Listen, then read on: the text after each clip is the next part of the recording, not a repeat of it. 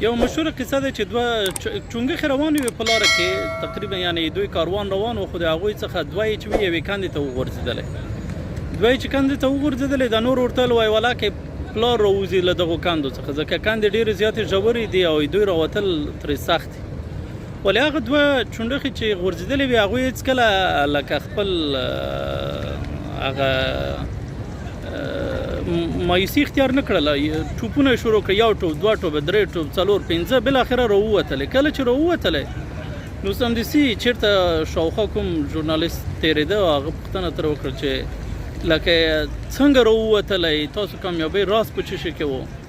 ځکه دغه ټولو خلکو خو تاسو ته چیغې وهلې چې تاسو نشئ کولی روزي نشئ کولی روزي نشئ کولی روزي نو بیا څنګه راووتلی وایي مونږ خو کڼې وو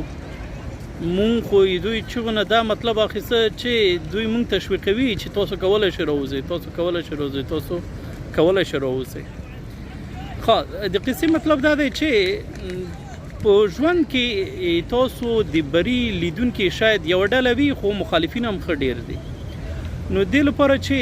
مخالفینو ته فرصت ورنه کړئ یا یې چې دی لکه خبره دوه نشي درې نشي ښه خبره دی چې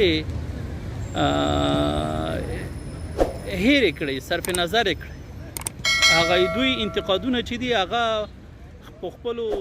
بري باندې واړوئ